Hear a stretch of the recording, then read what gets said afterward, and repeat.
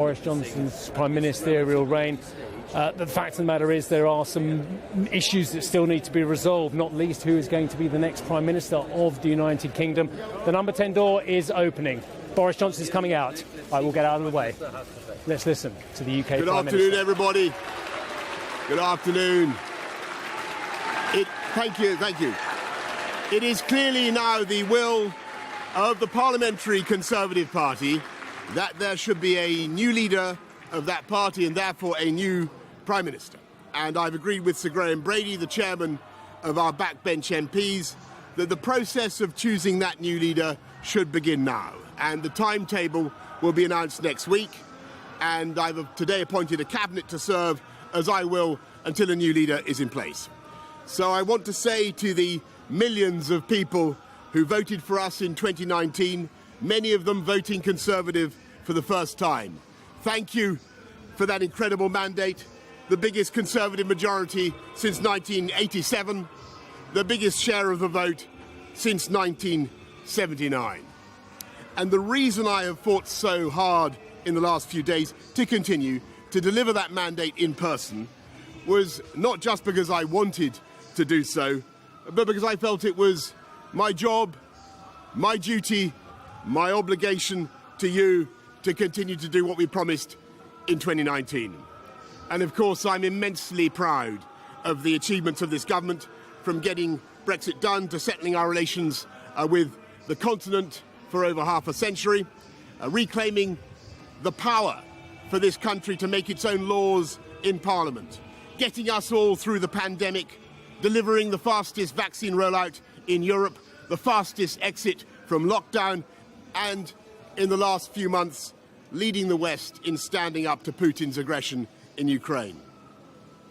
And let me say now to the people of Ukraine that I know that we in the UK will continue to back your fight for freedom for as long as it takes.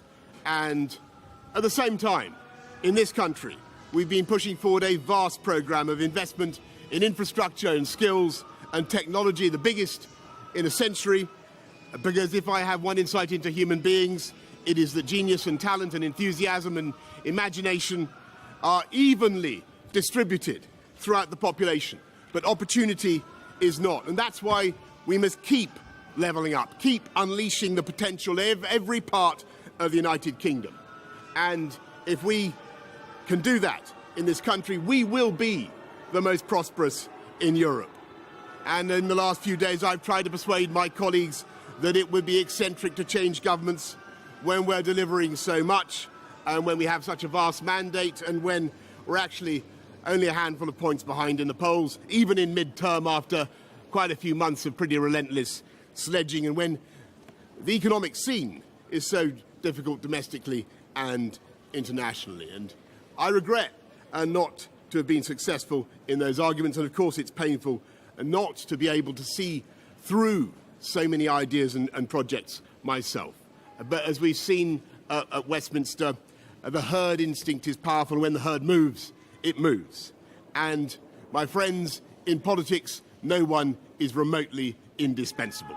And our brilliant and Darwinian system will produce another leader equally committed to taking this country forward through tough times, not just helping families to get through it, but changing and improving the way we do things, cutting burdens on businesses and families, and yes, cutting taxes, because that is the way to generate the growth and the income we need to pay for great public services.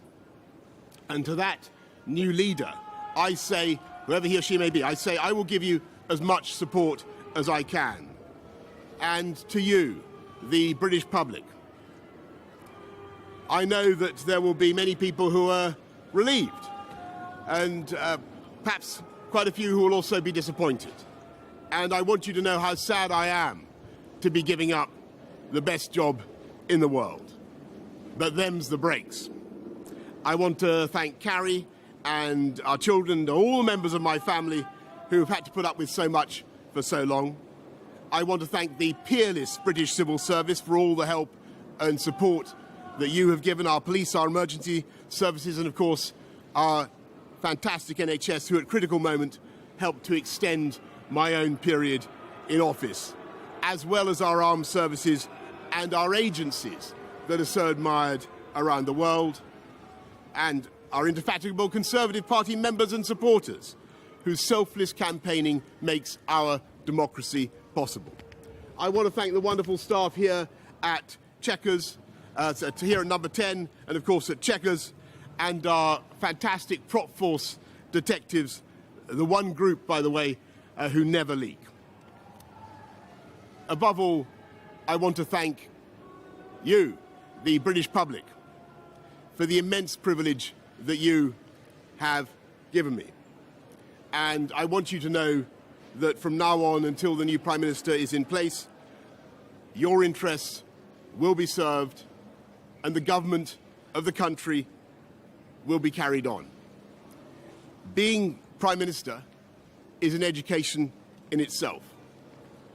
I've travelled to every part of the United Kingdom, and in addition to the beauty of our natural world, I found so many people possessed of such boundless British originality and so willing to tackle old problems in new ways that I know that even if things can sometimes seem dark now, our future together is golden. Thank you all very much. Thank you.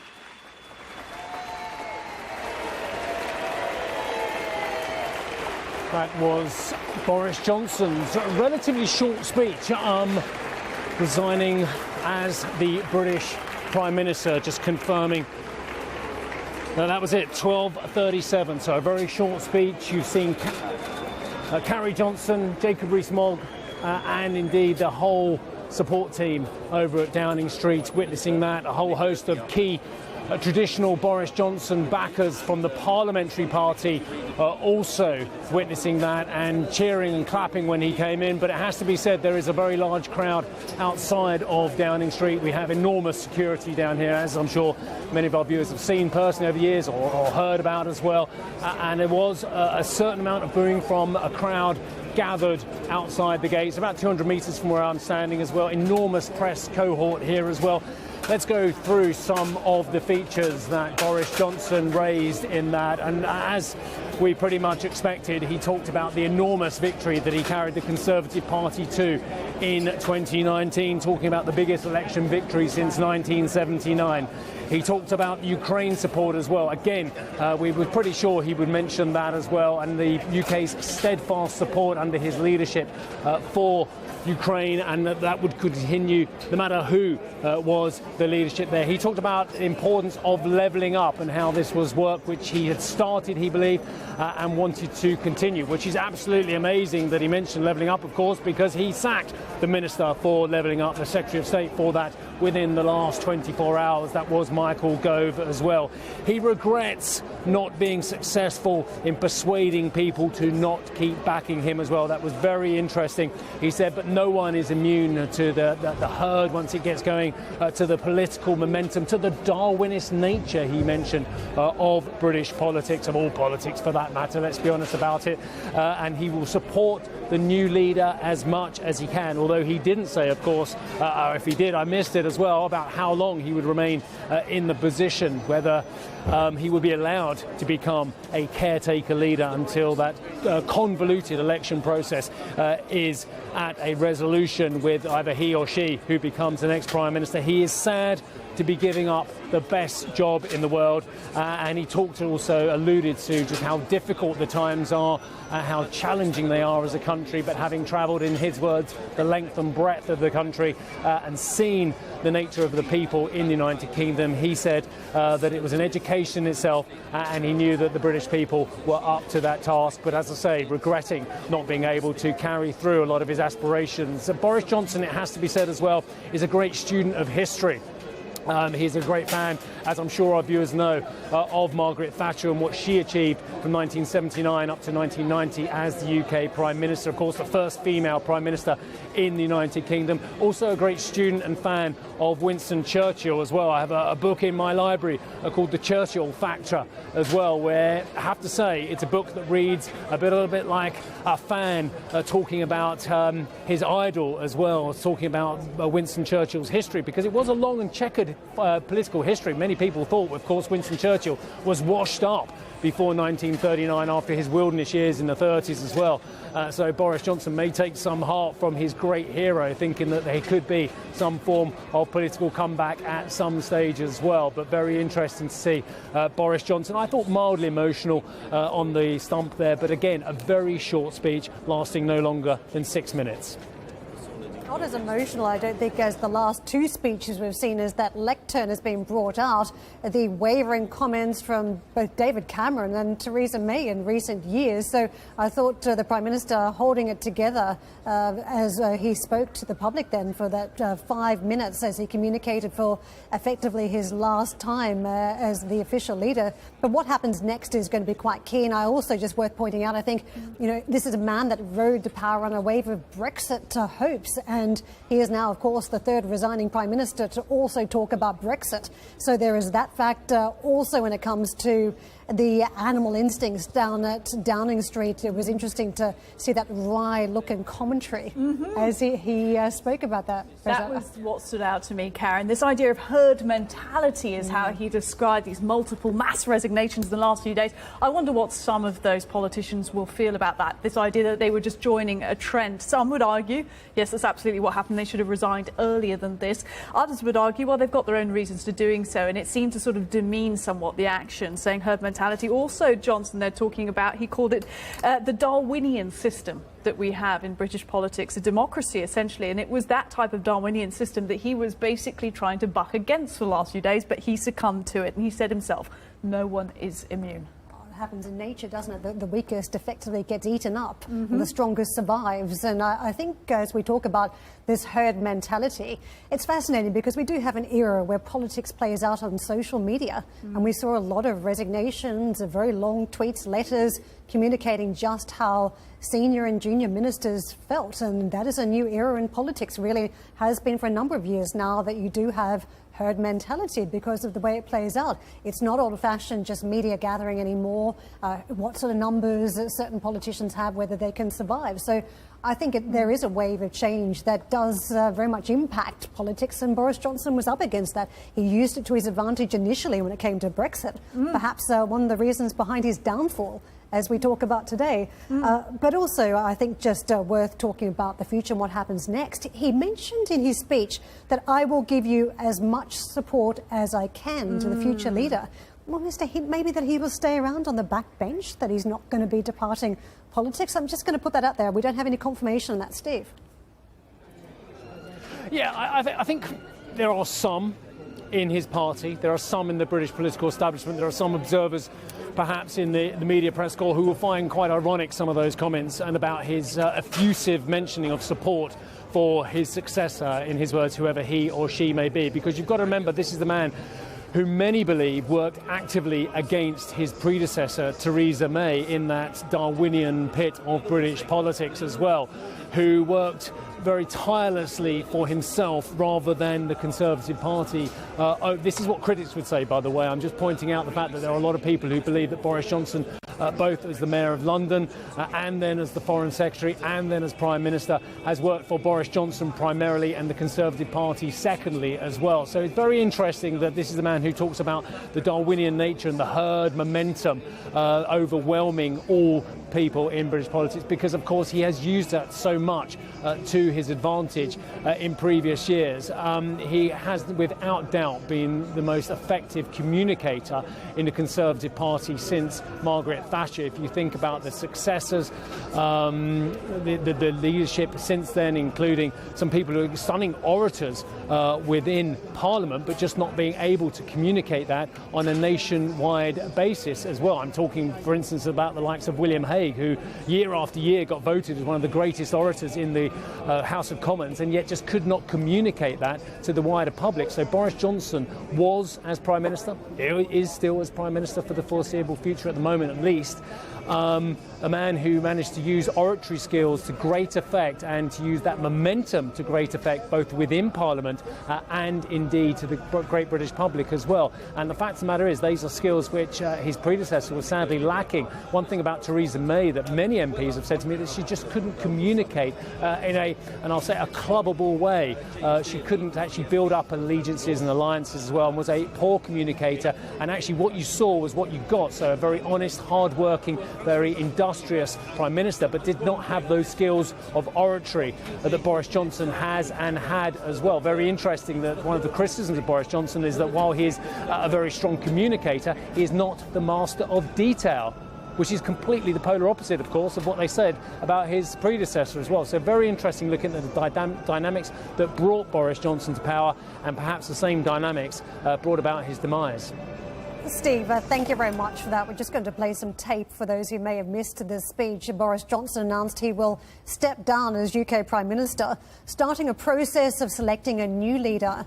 In a speech outside number 10 Downing Street, Johnson said holding the top job was an education. It is clearly now the will of the Parliamentary Conservative Party that there should be a new leader of that party and therefore a new Prime Minister. And I've agreed with Sir Graham Brady, the chairman of our backbench MPs, that the process of choosing that new leader should begin now. And the timetable will be announced next week. And I've today appointed a cabinet to serve, as I will, until a new leader is in place. History in the making as we talk about UK politics. Let's get to Paul Donovan, Chief Economist, UBS Global Wealth Management, and Philip Rycroft, who is former UK Permanent Secretary for the Department for leaving the EU. Paul, let me come to you first, and thank you very much for staying with us. I know you've been on the line since before Boris Johnson gave his speech, so we do appreciate your patience here. But we heard about herd mentality that was happening behind the scenes at number 10. We've seen that on markets with investors in recent years, so something you're well versed to comment on. Just weigh in on the developments that we've just heard. Well, I mean, I think that this is something the markets have wanted for some time. Markets do not like uncertainty. And it's, I think, been very, very clear for all the Prime Minister's comments about herd mentality in Westminster. There has been growing popular anger at the series of scandals, the deliberate misleading of Her Majesty the Queen, of Parliament, the Partygate issue. It's been building for some time, and markets have been speculating on when there would be a change in terms of government. And so we're removing potentially a source of uncertainty, although, of course, we still have uncertainty about when Prime Minister Johnson resigns as Prime Minister, whether he stays on as a caretaker or not, and there's certainly, I think, a serious question over that. And that's something we're seeing reflected in the markets. But at the end of the day, what we're going to see, I think, is actually relatively little change in economic policy coming through. There will be some tax cuts, and for all the Prime Minister was talking about tax cuts, he is the highest taxing Prime Minister that we have had since 1953. I mean, he's just presided over an enormous tax grab from the UK economy. That was always going to reverse whether he stayed or went. And now I think the markets are going to be looking for signals about how those tax cuts come through. But aside from that, we're not actually going to get a huge shift in policy, I don't think. Thanks so much, Paul. I want to ask Philip this now. Now, Philip, you had a very key role, of course, in the government's way of exiting the European Union for some time. But let's just talk for a moment, perhaps we can come back to that, but about the Conservative Party and what the events of the last, so we say 6 months, but also the last 48 hours have done for the long-term stability of the Conservative Party. A hugely challenging time for the party, very divided over which direction they take. It was really only over the last sort of 48 hours or so that the concerns, the anger in the party reached such a crescendo that the Prime Minister felt it's necessary to stand down. But this, of course, isn't over now, because the party has to find a way forward. Still has a large majority in the House of Commons. We've heard that there will be a timetable set for the appointment of a new leader. That's going to be an interesting contest, who pulls through that. And then whoever becomes the new leader has to seek to reunite the party, give them a sense of purpose, because they will form the government until the next general election. And they're doing so in really tough times: the cost of living crisis, inflation, Ukraine, trying to make the best of Brexit, and all the rest of it. So this is going to be a really challenging job for the next leader of the Conservative Party and therefore the next Prime Minister. Philip, absolutely a very interesting character, and we'll be reading about the books about Boris Johnson for years, but I don't sense the same kind of continual arguments within the Conservative Parliamentary Party that I witnessed post-2016. The constant battles between Theresa May and the ERG, between the Remainers and the ERG. So in many ways, Boris Johnson did manage to move beyond that and unify the party. Do you think that unity will be contained by a leader coming in, or do you think actually those economic challenges will continue to erode at that unity and create a divisive and perhaps febrile atmosphere? Well, one thing's absolutely for certain, that the UK has left the EU. We have a decision on Brexit. We have a relationship with the EU, which is at the hard end of the spectrum. That issue is unlikely to be reopened, certainly not by the Conservative Party anytime soon. But there are lots of other issues that they face, about the tax burden, about public expenditure, about how they take the country forward, which they'll have to work through, from those who are at the small government, low tax, low expenditure end of the debate, and others at the other side of it, the sort of so-called One Nation Tories. How do they reconcile these interests? Those that wish to pursue a socially liberal agenda, those who are still going on about wokeness and so on. So there are some real tensions there, which the incoming leader, the incoming Prime Minister, will have to resolve in order to have a government that can focus on the big issues that the country faces. And Paul, just to bring you back into the conversation on that same issue, Callum Pickering at Berenberg has just put out a note, perhaps suggesting that things might improve for sterling here, because even the most Brexiteer of potential candidates like Penny Mordaunt or Liz Truss will lead to a different relationship with Brussels, a reset and an opportunity perhaps to dial down the tension. Do you think there's anything in that? Do you think we might see, at least against euro, some strength here for the pound now that we have perhaps Boris Johnson leaving and a new leader coming in who has an opportunity to improve the relationship with Brussels? It's possible. I think it's unlikely we're going to see that be a dominant narrative in the markets, to be honest. I think that there are more concerns about what the Bank of England's going to be doing, where inflation is going, where the economy is going. And for that, we've really got two concerns. The first is what is going to happen to this enormous tax burden that we're currently all suffering under. And the second is what is going to happen with inflation, particularly around energy costs. Now, one of the potential problems here is that if Johnson intends to stay on as Prime Minister until September, October, that's exactly the time when the next wave of energy cost increases is going to be coming through and doing quite devastating damage to household spending capability.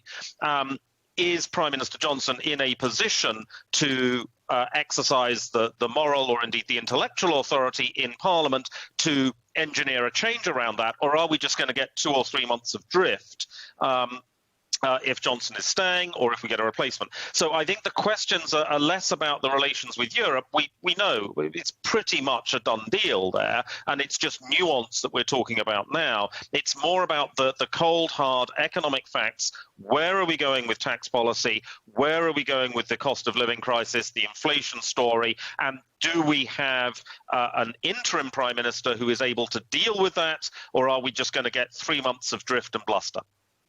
Paul, great remarks. And let me come back to you, Philip, because what we've seen in some of the commentary today, some of the economists are putting out notes saying, look, if we get some improvement around the relations with Europe, then effectively we can tackle some of the supply chain challenges that we've got here.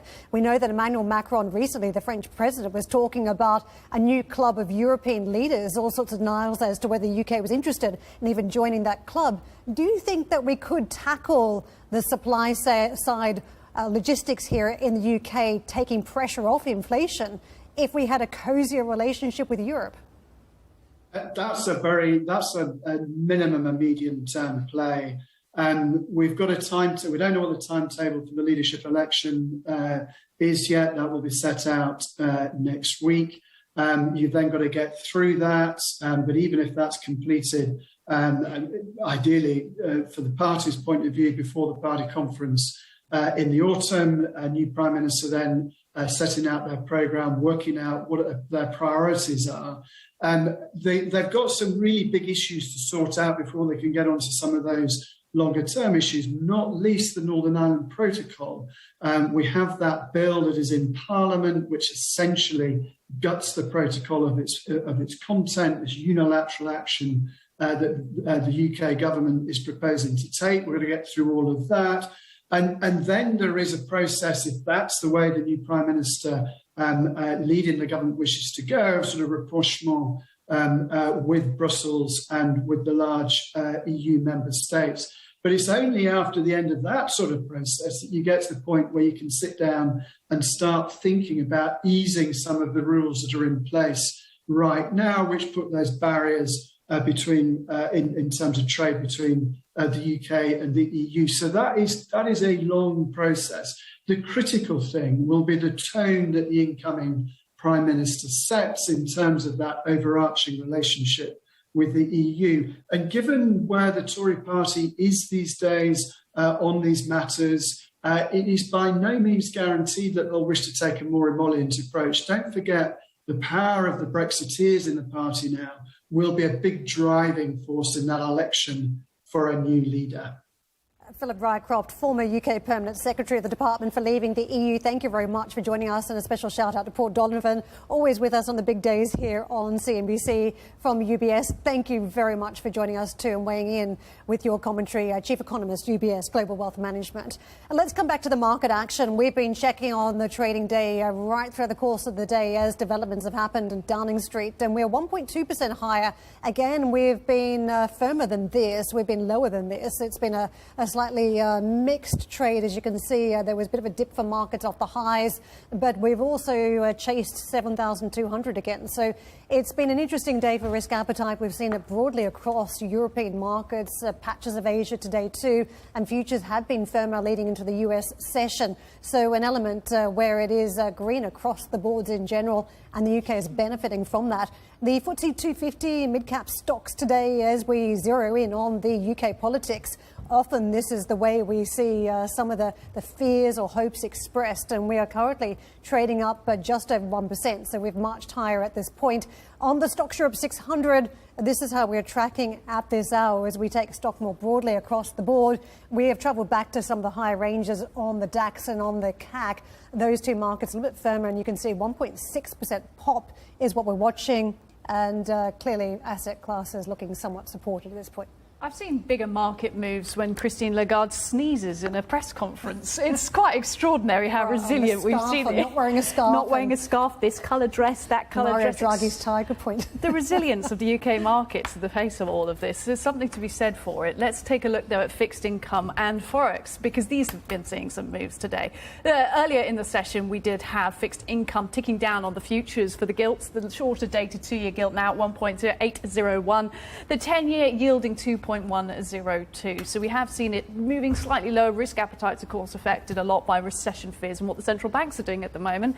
But sterling, that has been the story of the day so far, and actually seeing it lose some of its gains. But that's still saying something, given that it is 0.3 higher against the euro and about the same against the dollar. But at some points in the session day, we've seen it up 0.6%, which it still is against the Swiss franc as well. So it really has been the pound that has been the story in the markets today as we assess this. And analysts telling us that it was cheap, so it could rally further yet.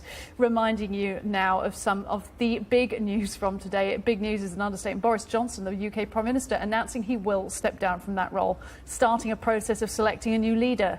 In a speech outside Number 10 Downing Street, Johnson said he was optimistic about the future despite current challenges. Being Prime Minister is an education in itself. I've travelled to every part of the United Kingdom, and in addition to the beauty of our natural world, I've found so many people possessed of such boundless British originality and so willing to tackle old problems in new ways that I know that even if things can sometimes seem dark now, our future together is golden. Now, British pound being the story of the day. Let's bring in Jordan Rochester, who's FX strategist at Nomura Securities. Jordan, thanks for standing by for us. Before we get into the meat of what's moving the